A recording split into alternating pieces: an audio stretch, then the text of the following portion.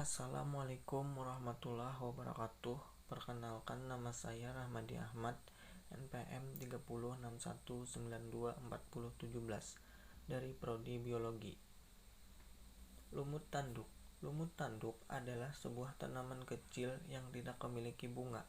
Ukurannya pun pendek. Tumbuhan ini termasuk ke dalam tanaman non-vaskuler, yaitu tanaman yang bisa hidup di air dan di darat. Lumut dalam bahasa Latin disebut Brophytina. Ciri-ciri lumut tanduk. Bentuk fisik hampir mirip dengan lumut hati. Habitatnya ada di tempat dengan kelembapan tinggi. Kolomela diselubungi oleh jaringan. Kolomela kemudian memproduksi spora. Poros sporogonium terdiri dari jaringan atas dan beberapa sel mandul. Archaeospora memproduksi sel-sel mandul yang disebut elatera. Masaknya kapsul dalam spora pada sporogonium secara tidak bersamaan, dimulai dari atas hingga berurut ke bawah.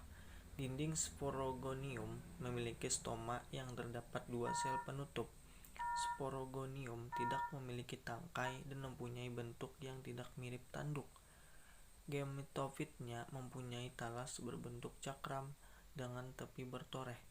Sel-sel penyusun kaki sporogonium memiliki bentuk seperti rizoid dan merekat di talas gametofitnya. Anthoceratosae terdiri dari satu suku, yaitu Anthoceratosae. Bangsa ini hanya memuat beberapa marga yang dimasukkan dalam satu golongan saja, yaitu suku. Pada sisi bagian bawah talas terdiri dari stoma dengan 2 sel penutup yang berbentuk seperti ginjal.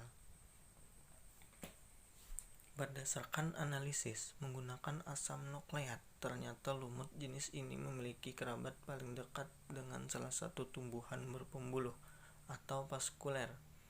Sel-selnya hanya bisa memiliki satu kloroplas dan hanya memiliki satu kloroplas yang ada pada satu pherenoid besar.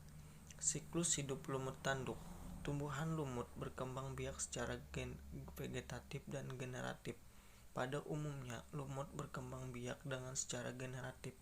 Sel gamet berkembang dalam struktur yang disebut gametangia atau gametofit jantan.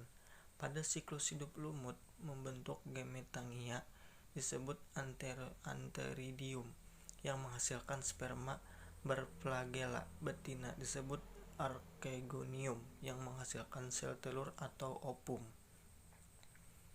Sperma berflagela memerlukan air untuk berenang dari antheridium ke archegonium untuk membuahi sel telur.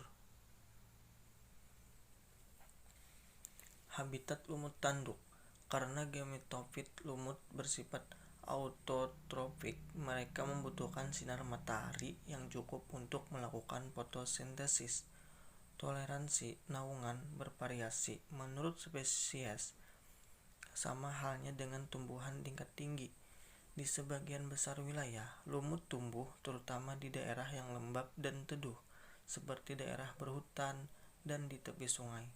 Tetapi mereka dapat tumbuh di mana saja di iklim berawan yang sejuk dan lembab. Di beberapa spesies beradaptasi dengan daerah yang cerah. Manfaat lumut tanduk. 1. Kesuburan tanah. Lumut tanduk memberikan kesuburan bagi tanah. Lumut yang menumpang di tanah memberikan perlindungan bagi tanah dari paparan sinar ultraviolet. Diberikan matahari kepada tanah. Dengan adanya lumut ini membantu penyerap cahaya yang berlebihan tersebut agar tanah tetap lembab dan subur. Kedua, keamanan bagi benih ikan. Dengan adanya lumut di dalam air kolam, maka memberikan perlindungan bagi benih ikan dalam berevolusi atau pertumbuhan ikan.